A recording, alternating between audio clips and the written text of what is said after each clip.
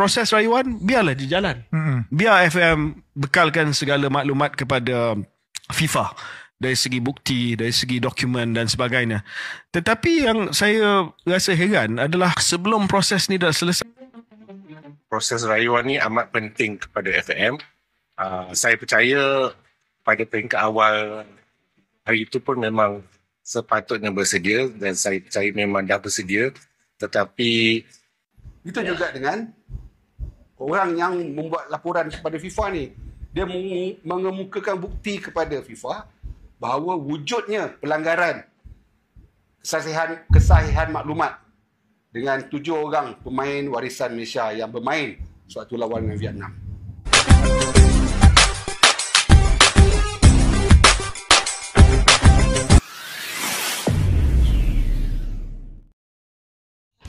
Assalamualaikum dan salam persaudaraan. Selamat bertemu kembali di channel Askalani Stereo guys. Okey, apa kabar semua? Semoga dalam keadaan sehat walafiat, dimurahkan rezeki kalian juga, diberikan kesuksesan dalam apa jua yang kalian usahakan. Okey guys, apa perkembangan terbaru terkait dengan denda FIFA kepada FAM ya?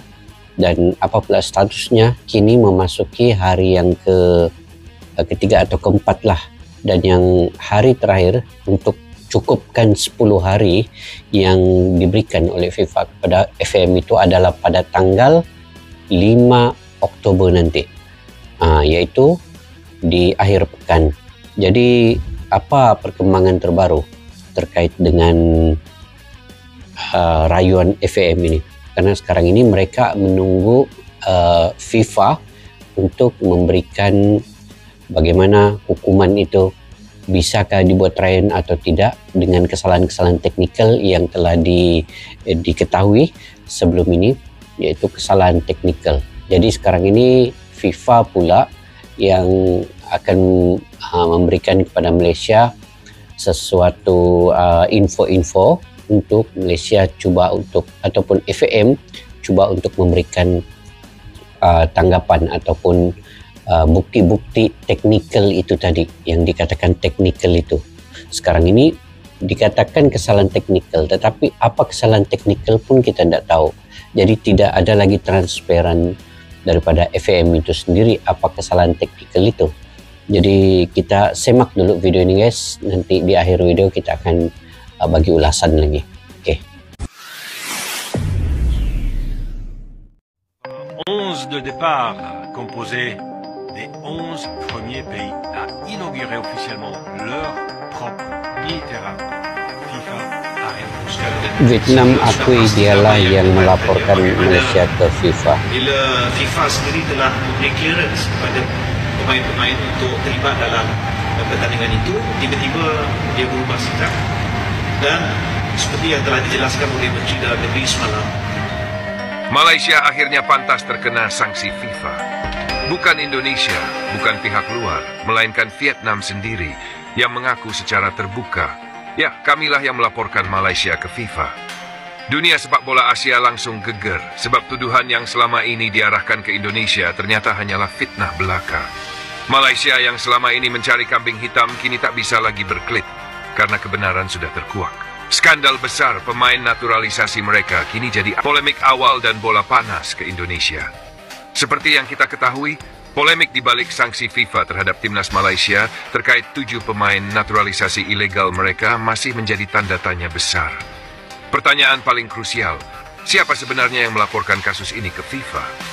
Malaysia dengan penuh arogansi mencoba melemparkan bola panas. Mereka menuding seolah-olah Indonesia lah yang menjadi biang kerok. Tuduhan itu muncul bukan tanpa alasan versi mereka. Pasalnya, pada saat yang hampir bersamaan Presiden Indonesia memang sempat bertemu dengan Presiden FIFA Gianni Infantino di Swiss. Kedekatan antara Ketua Umum PSSI Erick Thohir dengan Gianni Infantino juga dijadikan bahan tuduhan Malaysia.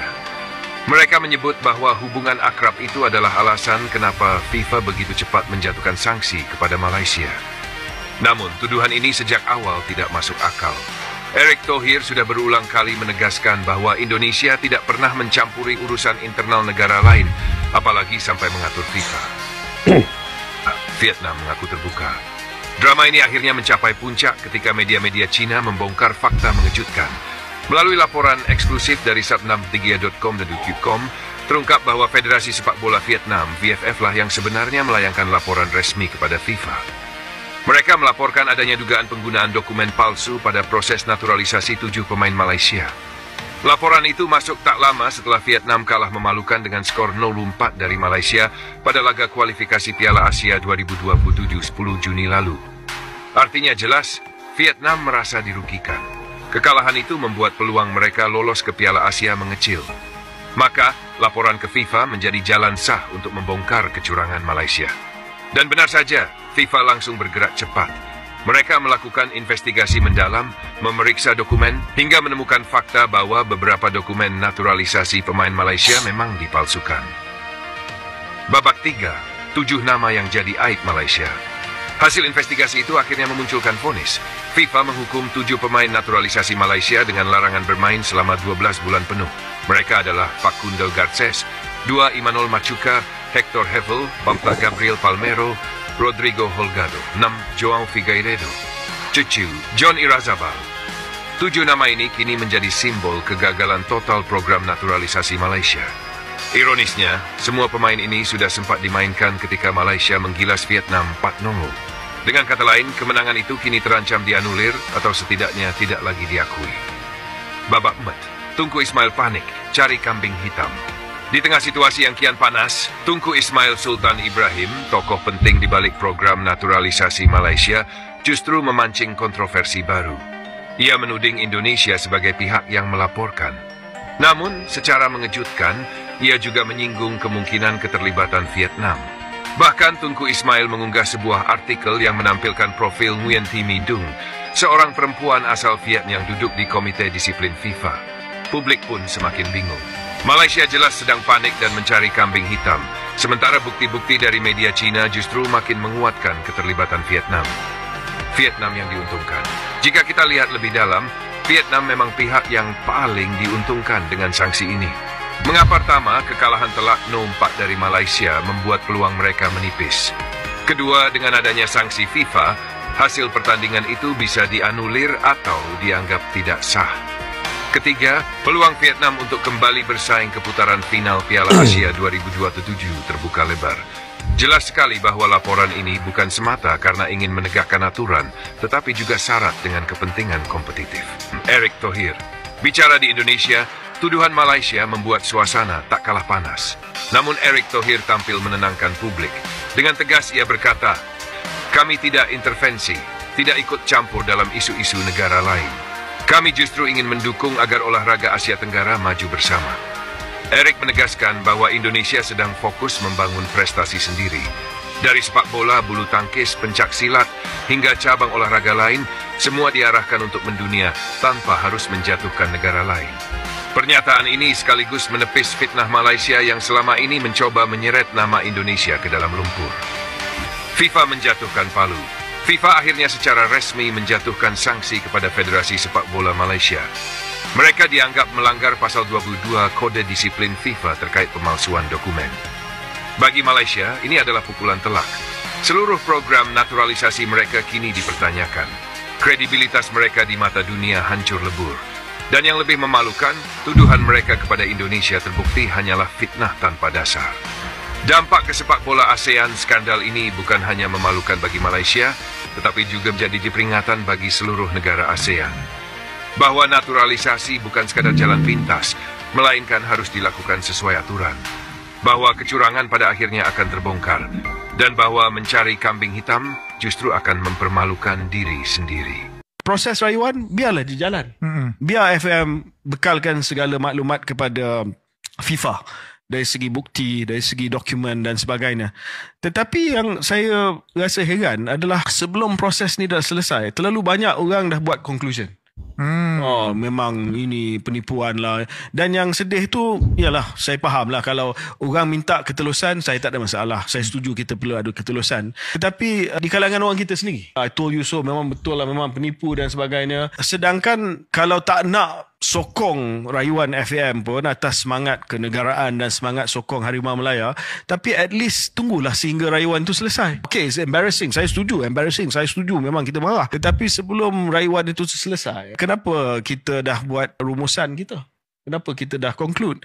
Dan ada yang tanya, siapa nak buat ini kepada Malaysia sedangkan ranking kita corot, siapa nak buat tindakan sabotage ini kepada saya negara? terfikir kat mana tu? You know why? Because untuk Piala Dunia yang akan datang selepas ini, dia akan memperluaskan lagi jumlah pasukan yang boleh layak. So bila dia memperluaskan lagi jumlah pasukan yang boleh layak, tentu sekali ada kota tambahan untuk pasukan-pasukan daripada Asia. So pasukan daripada Asia ni antara pasukan yang sekarang ni tengah naik, yang mungkin boleh ambil slot-slot daripada kota yang diperluaskan ini adalah Malaysia, Indonesia, Vietnam dan negara-negara inilah, negara-negara jiran kita. Bukan saya nak tuduh siapa-siapa ya. Saya tak sampai ke tahap itulah. Tetapi there's a lot at stake. Bila jumlah tempat pasukan untuk kelayakan akhir, pusingan akhir Piala Dunia diperluaskan kepada, kalau tak silap saya 40 lebih, maka Malaysia ada chance nak masuk ni walaupun kita 100 lebih.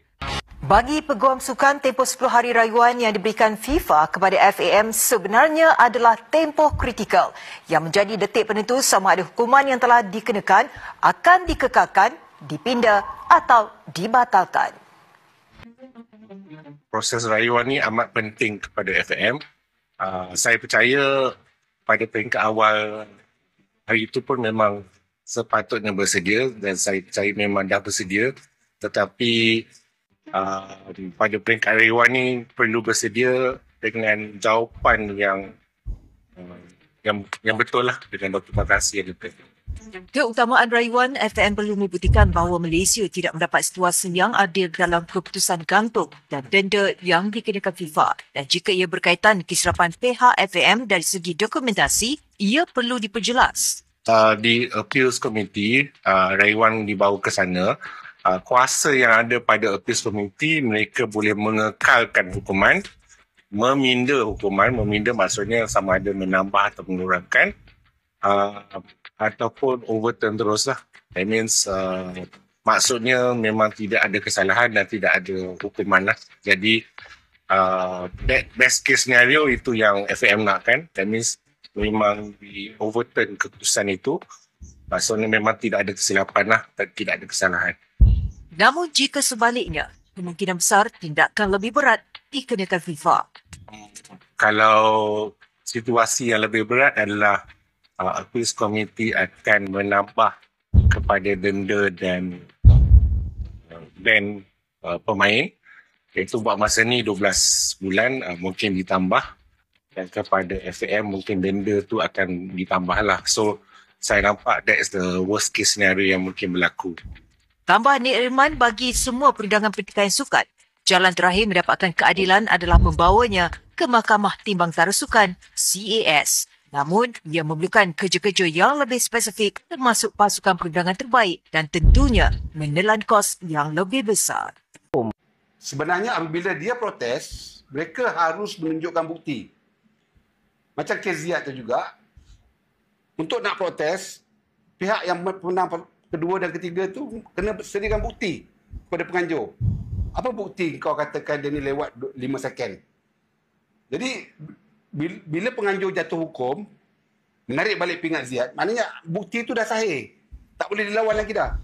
Itu juga dengan orang yang membuat laporan kepada FIFA ni. Dia mengemukakan bukti kepada FIFA bahawa wujudnya pelanggaran kesahihan maklumat dengan 7 orang pemain warisan Malaysia yang bermain suatu lawan dengan Vietnam. So, jangan dilupa, sebelum lawan dengan Vietnam, ada kita lawan dengan Nepal. Itu pertama kali di kalangan 7 orang ni. Walaupun tak semua 7 pemain, lawan dengan Nepal, saya ingat salah seorangnya Irazabel dah main dah waktu tu. Yang tak ada lagi masa tu,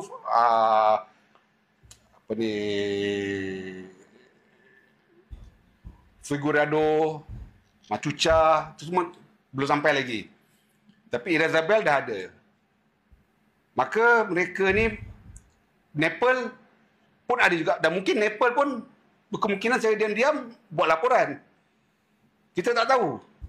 Sebab sampai hari ni FIFA tak maklumkan siapa yang report. Cuma benda bermain berlega-lega di media sosial secara dalam bentuk rumours. Okey. Bila berlaku report tu, FAM diberi peluang untuk merayu. Sebab FIFA setelah menyiasat hasil siasatan, FIFA dapati wujudnya kes daripada pihak pelapor tentang isu ini. Dan siasat, betul.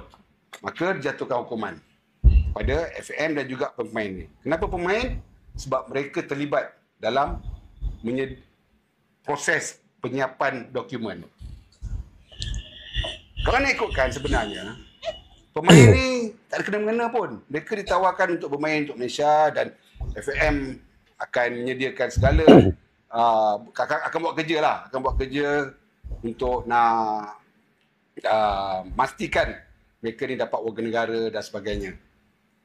Dan pemain ni hanya datang apabila selesai proses-proses semua dan mereka akan datang dan latihan dan bermain untuk Malaysia. Cuma bila berlaku perkara sebegini adalah menjadi beban kepada FM sekarang untuk membuktikan, maknanya beban pembuktian tu di bahu FM. Dan FM kena kembali kepada NT, National Team, untuk mengungkapkan apa benda yang silap ni. Cuma persoalan sekarang ni yang bermain di benak fikiran saya adalah di mana Rock Friends? Di mana Rock Friends? Bila saya recall balik memori saudara semua daripada awal penubuhan NT ni, beliau adalah CEO. Tapi beliau langsung tak ada bunyi. Beliau hanya berbunyi masa ketika mengumumkan pelatihan dia. Ceritalah dia punya vision lah, apa benda semua, apa dia nak buat dengan pasukan kebangsaan Malaysia setelah dilantik ni. Sejak daripada tu, langsung tak ada bunyi. Yang banyak berbunyi, Peter. Sedangkan Peter ni kerja dia hanya melatih pemain. Tapi sejak menang dengan Vietnam, banyak betul bunyi-bunyi. Dia bidas sana, dia bidas sini, dia kata ada komplot untuk nak menjatuhkan. Okey guys, nampaknya perkembangan terbaru ini belum lagi kita dapat secara jelas dan hala tuju untuk rayuan FAM ataupun aju banding mereka kepada FIFA. Tetapi biasanya kan guys, biasanya FIFA ini akan memberikan 21 hari untuk sesebuah federasi itu ataupun individu mengemukakan banding ataupun rayuan terhadap keputusan daripada FIFA itu sendiri. Tetapi ini 10 hari, itulah tempoh kritikal yang perlu untuk FAM menyediakan segala bukti dokumentasi yang betul-betul solid dan yang betul-betul original kepada FIFA ini. Kalau betul-betul kesilapan itu daripada kesilapan teknikal. Jadi semua bukti baru, hujah-hujah teknikal serta alasan mitigasi perlu diantar dalam tempo itu. Sekarang sudah 1 hari bulan, hanya tinggal 5 hari lagi. Dan FIFA atau banding itu perlu mesti dibuat melalui FIFA Appeals Committee dan boleh berlanjutan ke Court of Attribution for Sport ataupun CAS jika tidak berpuas hati lagi. Okey. Kenapa tempo 10 hari ini sangat kritikal bagi Malaysia? Ini akan menentukan nasib hukuman, sama ada denda itu dikurangkan, hukuman pemain itu dipendekkan, ataupun kemenangan yang dibatal itu dipulihkan. Ataupun paling teruk lagi, hukuman itu akan jadi lebih berat. Jadi ini memberikan implikasi terhadap tim Malaysia nanti. Di mana jika rayuan atau banding itu gagal, Malaysia tetap kehilangan 7 pemain itu dan risiko kemenangan ke atas Vietnam lah nanti. Kemudian dari segi kepercayaan publik ini kepada FAM itu pula, ini yang akan mencalarkan image FAM, sebuah federasi bola sepak Malaysia yang sangat dihormati sebelum ini. Dan dengan kesalahan teknikal ini juga akan memadamkan mungkin kepercayaan itu kepada FAM daripada netizen-netizen Malaysia. Memang sekarang ini pun kepercayaan itu telah hilang hampir 80%. Kalau saya, hampir 80% saya kehilangan kepercayaan kepada FAM itu sendiri. Walaupun hukuman ini belum lagi, tempo rayuan ini belum lagi dikemukakan dan belum ada keputusan yang muktamad itu dijatuhkan oleh FIFA. Tapi sekarang ini FIFA sebenarnya sudah menjatuhkan hukuman dan denda itu kepada FM dan juga kepada 7 pemain itu. Dan ini akan mengakibatkan kesan jangka panjang kepada bukan saja kepada FM, bukan saja kepada Malaysia, tetapi keseluruhannya kepada Asia Tenggara ini, guys. Ini jika FM gagal, federasi lain juga akan mengambil pengajaran dalam proses-proses ini nanti dan dokumen-dokumen pemain. Tetapi mungkin dari tim-tim lain tidak ada lagi yang ada keraguan. Sekarang ini yang meragukan dengan pemain ini adalah Malaysia sendiri, yang kita sendiri yang meragukan keterlibatan 7 pemain ini secara tiba-tiba tanpa ada transparan daripada FM itu sendiri dipublikasikan. Jadi itu yang mereka perlu jawab, ya. Ada tempo 5 hari lagi. Jadi mudah-mudahan FAM akan menjawab segala kritikan daripada netizen. Kalau tidak, maka mereka akan menerima kehilangan kepercayaan daripada peminat-peminat bola sepak tanah air di Malaysia ini, guys. Oke, sampai di situ saja video pada kali ini. Sampai jumpa lagi di video yang akan datang. Jika kalian punya pandangan pendapat sendiri, kalian boleh komentar di ruang kolom di bawah. Sampai kita jumpa lagi. Assalamualaikum warahmatullahi wabarakatuh. Bye-bye. Askalana Studio untuk kita channel yang bereaksi tentang apapun yang ada di Indonesia, channel YouTube dari Malaysia di Askalana Studio. Jika mau tahu tentang Indonesia, ayo like and subscribe channel kami Askalana Studio. Askalana Studio.